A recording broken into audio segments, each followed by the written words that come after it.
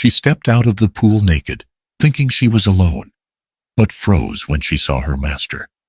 The Calloway house stood on a low rise above the river, its white painted boards bright even under the hard Wyoming sun. From a distance, it looked settled and sure of itself, the kind of place meant to last. A man could see it from nearly a mile away, sitting there with its long porch and tall windows, surrounded by cottonwoods and fenced pasture. Folks in town spoke of it with respect, some with envy, a few with quiet resentment. Jesse Calloway had lived there for 20 years, and still, at times, it felt like a place he was only passing through.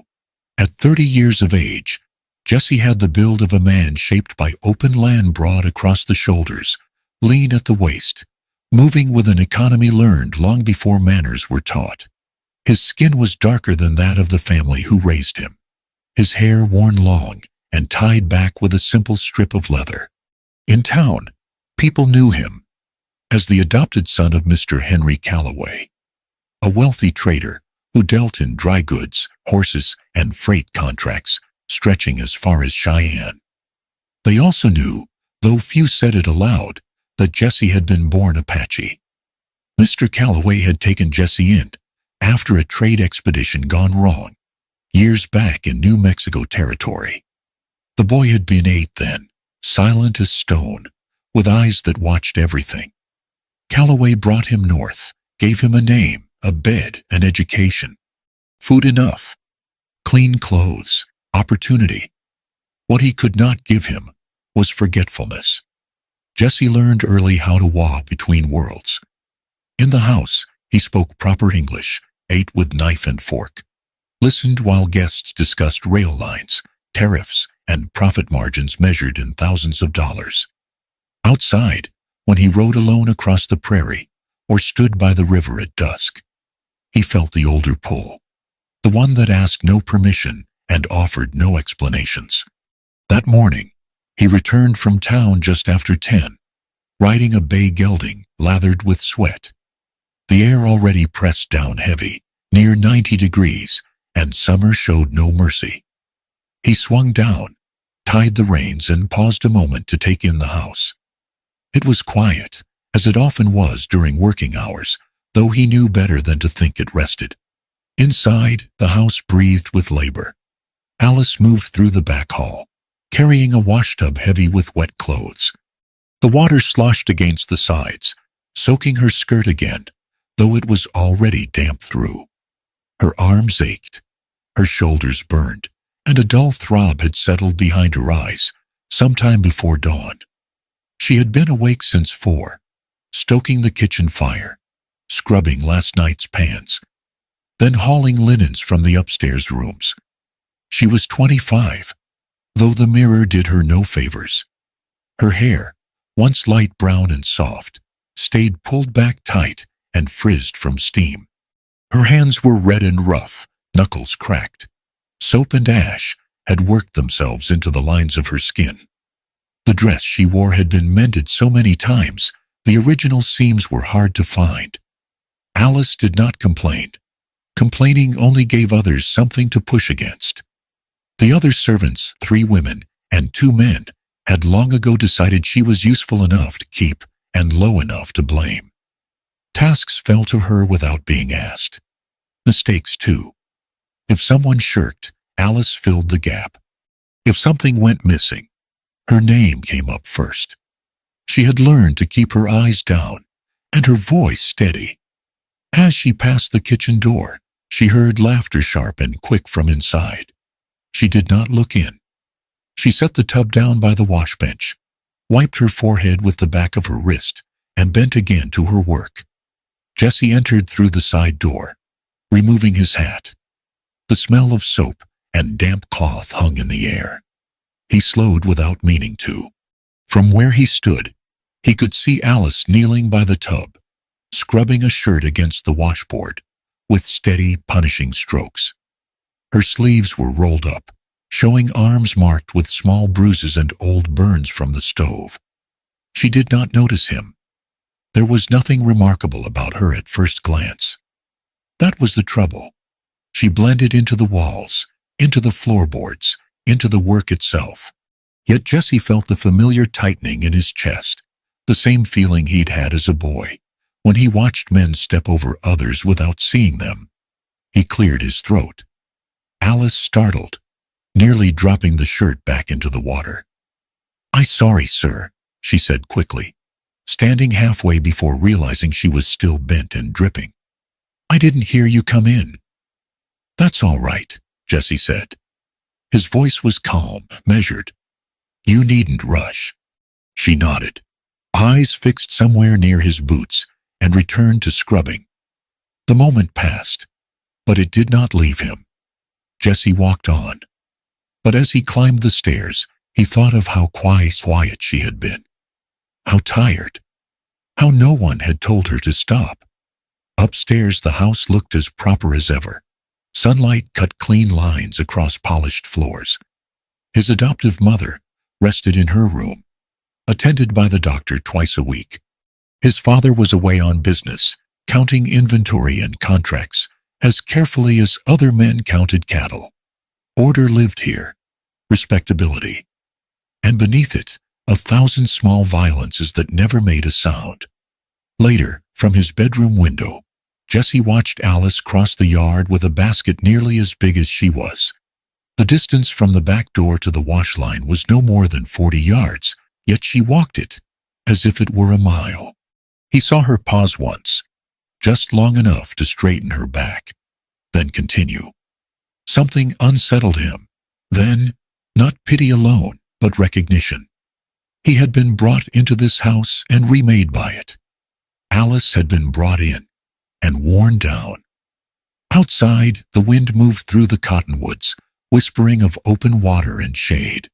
Jesse turned away from the window, unaware that before the day was done, both he and the girl in the yard would be drawn toward a quiet lake beyond the fields, a place where the order of the house could not follow, and where seeing would change everything. By late afternoon, the heat lay over the land like a heavy blanket. Even the horses in the lower pastures stood still, heads down, tails flicking without much effort. Inside the Callaway house, windows were thrown open, but the air refused to move. It clung to skin and cloth alike. Alice finished her last task just past 5. The kitchen floor was scrubbed, the bread dough set to rise, the laundry hung. Her back felt as if a board had been nailed straight through it. When the cook waved her off with a tired hand, Alice didn't wait to be told twice. She slipped away through the rear gate, walking fast at first, then slower as she neared the trees. She had no basket, no chore, no reason anyone could use to call her back. The path she took was narrow and half-hidden, worn down by years of small feet and quiet steps. It led past the far pasture, then dipped toward a low basin where water collected from an underground spring. The lake was no more than 60 yards across, its edges ringed with reeds and smooth stones. Cottonwoods leaned over it, offering shade. It was not marked on any map, not named by any surveyor. Folks who knew of it spoke softly, if at all. Alice had discovered it years ago, by accident, and it had become the only place where her body belonged to her alone. She checked the clearing once, twice. No voice, no hoofbeats, just the low hum of insects and the sound of water barely moving. Her hands shook as she loosened the ties of her dress, not from fear, though that lived close by, but from exhaustion, so deep it felt like surrender. One piece at a time, she shed the weight of her work. The stained skirt, the worn chemise, the underthings stiff with soap residue. She folded them carefully on a flat rock, habit stronger than need. When she stepped into the lake, the water stole her breath. It was cold enough to bite, fed by the spring beneath. She gasped once, then laughed softly, a sound she hardly recognized as her own. She waded in until the water reached her waist, then her shoulders. Then she ducked under completely. For a moment, the world disappeared. Underwater, the noise faded. The ache in her joints loosened, Her hair floated free. She stayed under as long as her lungs allowed, then came up, slicking water from her face. Sunlight filtered through the leaves, breaking the surface into gold and shadow. She moved slowly, letting the water carry her weight.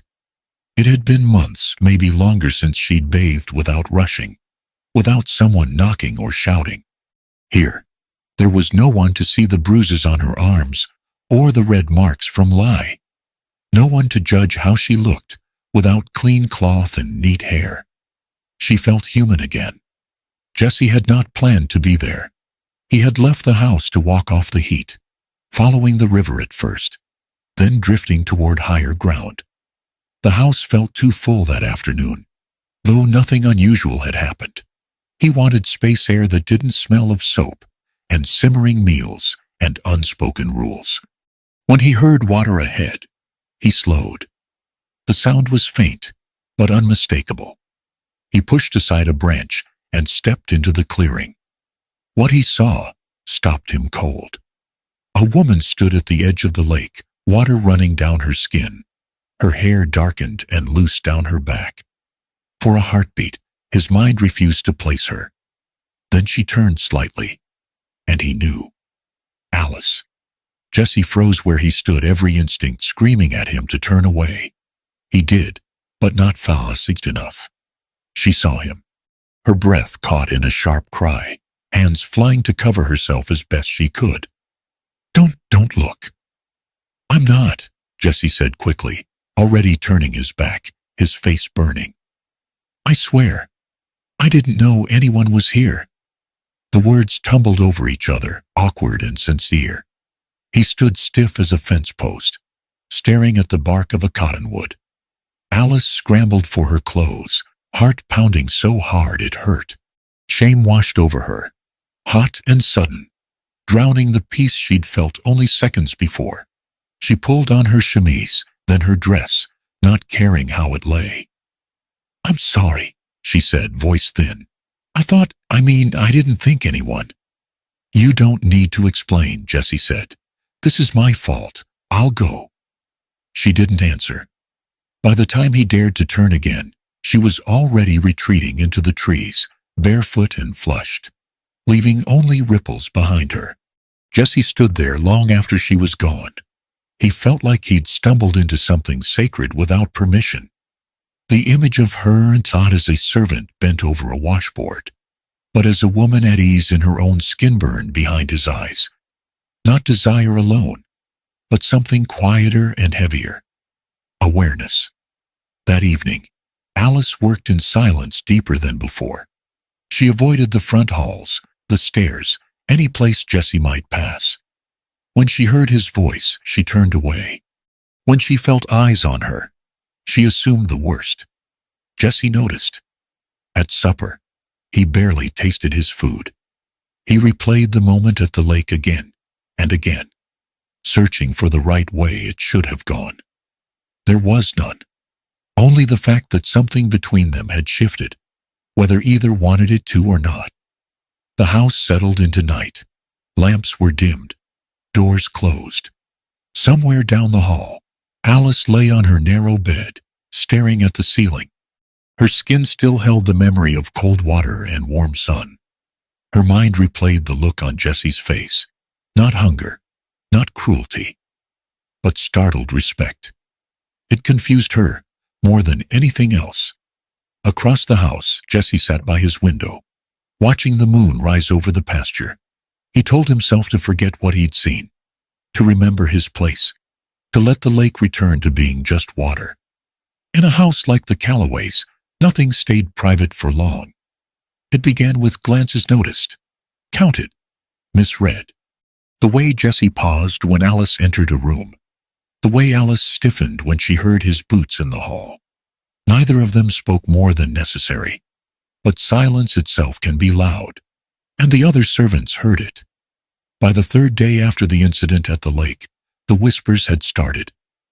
She thinks she's clever, murmured Lila, the cook's niece, while kneading dough. Walking around like she's better than us now. I saw her come out of the back hall right after him, another girl added. Don't tell me that's nothing. Alice kept her head down and worked harder. If she finished one task, she found another. She scrubbed until her fingers stung, carried water until her arms shook. She hoped effort could drown rumor. It never did. Jesse noticed the change before he understood it.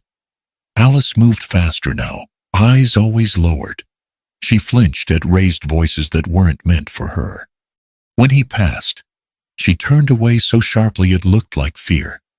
He wanted to speak to her, to apologize properly, to explain that he hadn't meant to see, hadn't wanted to intrude. But every time he thought of it, he imagined how easily his words could be twisted.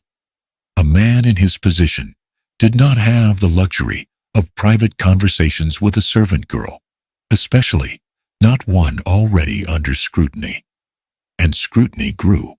One evening, as the sun dropped behind the hills and the air cooled just enough to breathe, Alice was called to the back of the house under the pretense of helping with storage. She followed without question. Questioning only made things worse. Behind the woodshed, away from windows and ears, they surrounded her. "You think we don't see you?" Lila said, stepping close. "Batting your eyes, slipping off whenever you please." "I didn't." Alice started, then stopped. Explaining never helped. A hand shoved her shoulder. Another grabbed her arm. She lost her balance and hit the dirt hard, knocking the wind from her chest. The pain came quick and sharp, blooming across her back. "You think you can climb your way out of this place?" someone hissed, making eyes at the master's son. "I swear I haven't," Alice said, voice breaking. "I wouldn't." A blow landed anyway. Then another. Not enough to kill. Not enough to leave marks where they could be seen easily. Enough to teach. They left her there, shaking and bruised, dust clinging to her dress. It took her a long moment to gather herself. When she did, she stood slowly, every movement an effort. She went straight to the main hall. Jesse was there with his father, Henry Calloway, discussing freight routes and winter supplies. Alice stopped in the doorway, her knees giving way. She fell to them hard, the sound echoing. "Please," she said, the word torn out of her. "Please, I didn't do what they said." The room stilled. Henry Calloway frowned, startled. "Child, what in God's name?" Jesse was already moving, crossing the room in long strides. He saw the dirt on her dress, the way she trembled. His jaw tightened. "What's this about?" Henry asked, his voice sharp now. "They say I—" Alice swallowed. "They say I caused Mrs. Calloway's illness to worsen. That I've been distracting Jesse. That I planned it." Jesse felt something cold settle in his chest. "That's a lie." Henry looked between them. "You're certain?" "Yes," Jesse said without hesitation. Henry dismissed Alice with a gentle hand. "Go, rest. This will be looked into." She bowed her head and left, tears blurring her sight. That night, Jesse did not sleep. He spoke quietly with the stable hands, with the doctor, with those who had no reason to lie. Piece by piece, the truth came together. Mrs. Calloway's condition had not worsened because of any servant's behavior. The rumors had grown from envy and opportunity. The next morning, Jesse stood beside his father in the yard. "You'll dismiss them," Henry said flatly. "All of them involved." "I will," Jesse replied. By noon, 3 servants were gone, their wages paid and their names struck from the household. The rest stood silent, eyes lowered. Alice was called forward. Henry cleared his throat.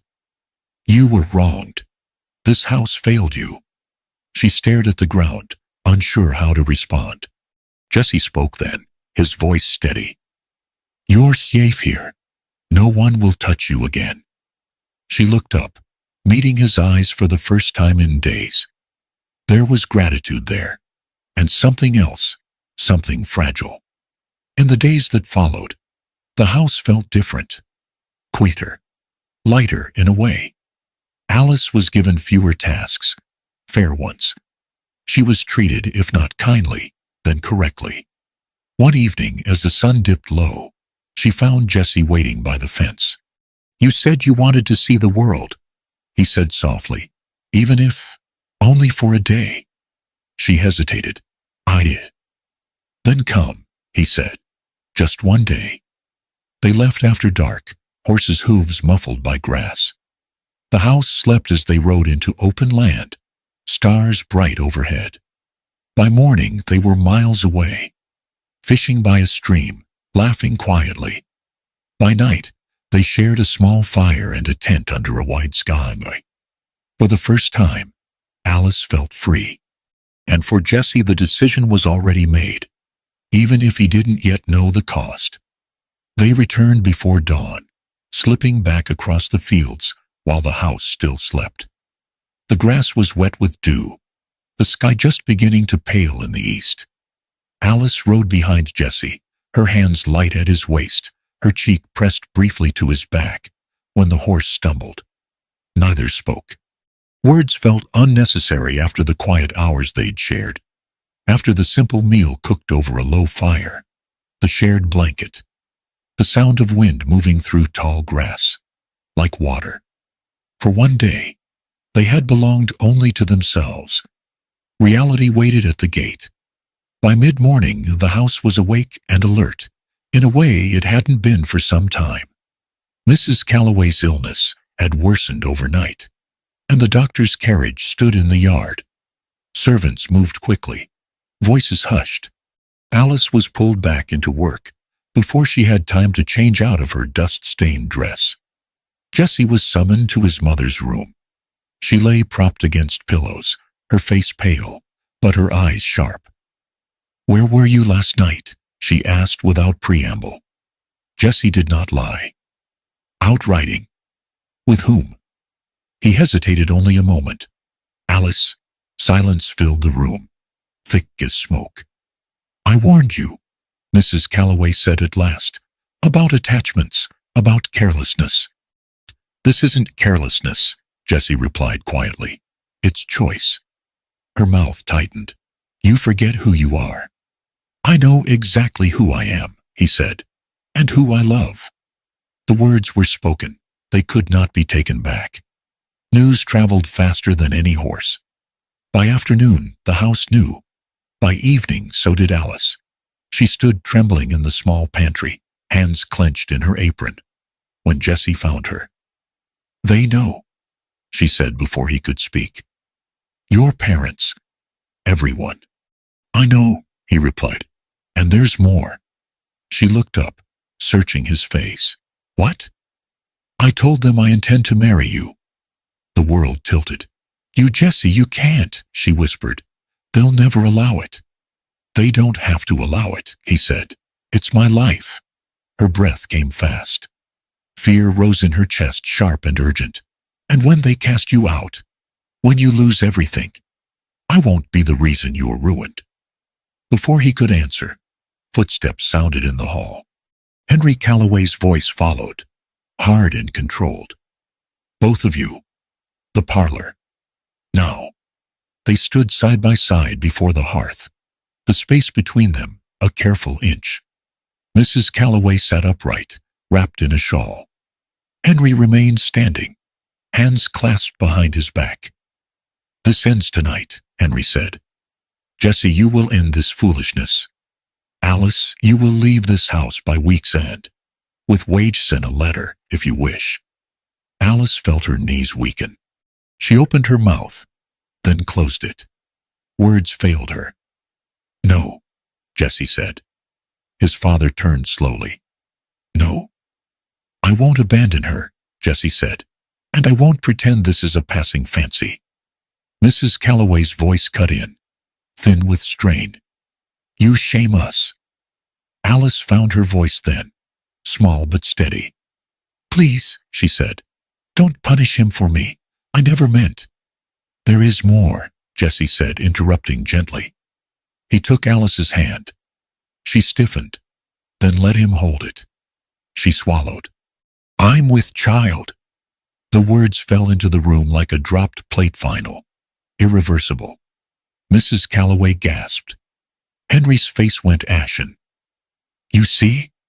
Henry said hoarsely. "This is our responsibility," Jessie said firmly. "Mine, and hers, and I will not walk away from it." Mrs. Calloway turned her face aside, tears gathering despite herself.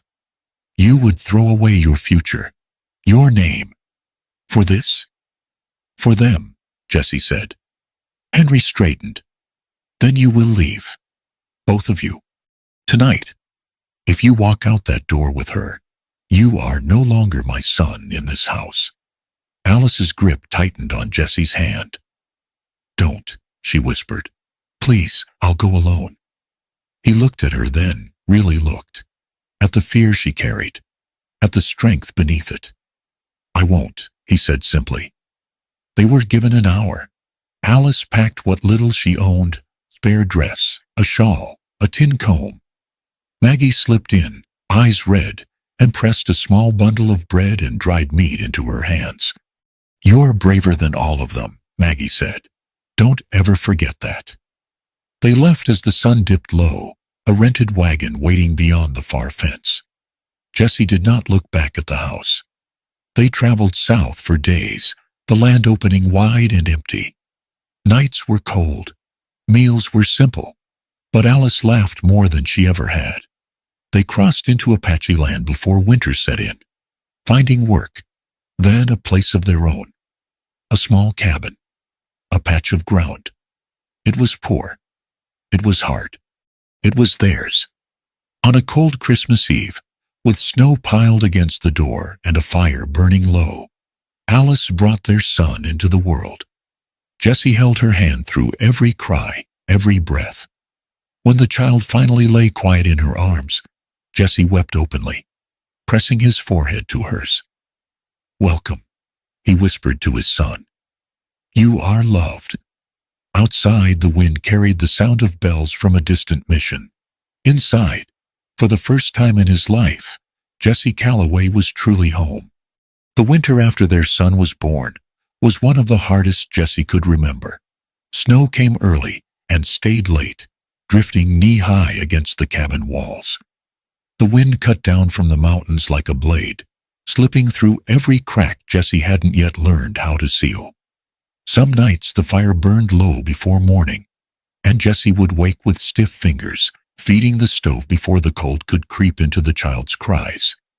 They named the boy Thomas, after no one in particular. Jessie said the child deserved a name that belonged to him alone, not weighed down by expectation or memory. Alice was weak at first. Childbirth had taken more from her than she let on, and there were days she could barely rise from the narrow bed. Jessie learned quickly how to heat water, how to hold the baby so he wouldn't cry, how to cook something other than beans without burning the pot. He learned because there was no one else to do it. Their life was measured in small victories. A rabbit caught in a snare meant fresh meat. A neighbor stopping by with extra cornmeal meant bread instead of nothing. When Jessie found work repairing fences or guiding freight wagons across rough ground, he came home bone-tired, but grateful for the coins in his pocket. They were poor, but they were not alone. The Apache families nearby watched Jessie with quiet curiosity at first. He spoke some of the language still, though clumsily, and carried himself with a respect they recognized. He did not claim what he had not lived, but he did not deny where he came from either. An older woman, named Naichi, brought herbs when Alice's fever lingered too long. A young man helped Jessie fell a pine and shape it into a proper doorframe. No questions were asked. Help was given because it was needed. Alice noticed the change in Jessie as the months passed. The tension he had carried in the Calloway house, like a rope pulled too tight, slowly loosened. He smiled more easily. He laughed without checking himself. When he held their son, there was no shadow of doubt in his eyes. "You're different here," she said one evening as they sat by the fire, Thomas asleep between them. So are you, Jessie replied. She touched her hair, now grown longer and cleaner than it had been in years. Her hands were still rough, but no longer cracked raw. She worked hard, but she rested too. She stood straighter. When she laughed, it came from her chest, not her throat. I still wake up some mornings thinking I hear someone calling orders, she admitted. Then I remember, there's no one here to do that anymore. Jessie reached for her hand. No one ever will again. Spring came slowly. Snow melted into mud, then into green. Jessie planted a small patch of beans and squash. It wasn't much, but it was a beginning. Alice hung laundry in the open air and watched their son roll clumsily in the grass. One afternoon, nearly a year after they'd left the Calloway house, a rider appeared on the ridge. Jessie saw him first and stiffened, hand going instinctively to the rifle by the door. The man rode closer at a measured pace, unarmed, posture familiar. Henry Calloway dismounted at the edge of the clearing. He looked older, thinner, the lines around his mouth deeper. Alice froze in the doorway, Thomas on her hip. Henry removed his hat. I didn't know if you'd see me. Jessie said nothing for a long moment. Then slowly, why are you here? Henry looked past him, to Alice, to the child. His voice softened despite himself. I came to see my grandson. The word landed heavy. Alice shifted uneasily. Jessie glanced at her, then back at his father. You don't get to choose when we're family, he said. I know, Henry replied. That's why I came alone. They sat outside, a careful distance between them. Henry spoke of the house, how it felt emptier, how Mrs. Calloway's health had steadied, but her spirit had not. He did not ask forgiveness outright. He did not make demands. When Alice finally stepped forward, Thomas blinked at the stranger with wide eyes. Henry swallowed. May I? Alice looked at Jessie. He nodded oinksy. Henry held the child awkwardly, like something fragile and unfamiliar. Tears slipped down his face without sound. I was wrong, he said quietly. About more than I knew. Jessie did not answer. He did not need to. Henry left before dusk, pressing a small pouch of coins into Jessie's hand, not as charity, but as acknowledgement. Life did not become easy after that. It never would. But it became honest. On a warm evening the following summer, Alice and Jessie returned to the lake. The water was the same clear, cold patient. They sat at the edge, Thomas playing nearby under Jessie's watchful eye. This place started everything, Alice said softly. Jessie nodded. And it didn't end us. They watched the sun lower, painting the surface gold. They were no longer running. They were living. Years later, when Jessie thought back on the life he might have lived, it felt like recalling a story told by someone else. The Calloway house still stood on its rise by the river, white boards weathered now, porch railings dulled by time. Travelers still pointed it out when passing through town, though fewer spoke the name with envy. The world had shifted. Railroads cut across the land. Towns grew louder. Old certainties thinned like worn leather. But Jessie did not stand on that hill anymore. His home sat farther west, where the land opened wide, and the ski felt close enough to touch. The cabin had grown into a proper house, 2 rooms added over the years, a sturdy porch built with his own hands. The fence lines were straight. The fields modest but dependable. It was not a rich man's life. It was a full one. Alice moved through the house with quiet confidence, her steps deferred, her shoulders no longer bowed. At 32, she carried herself with a grace born not of ease, but of survival. There were still lines on her hands, still strength in her arms, but there was laughter too, easy by, unguarded. She had learned to read in the evenings, by lamplight, with Jessie beside her.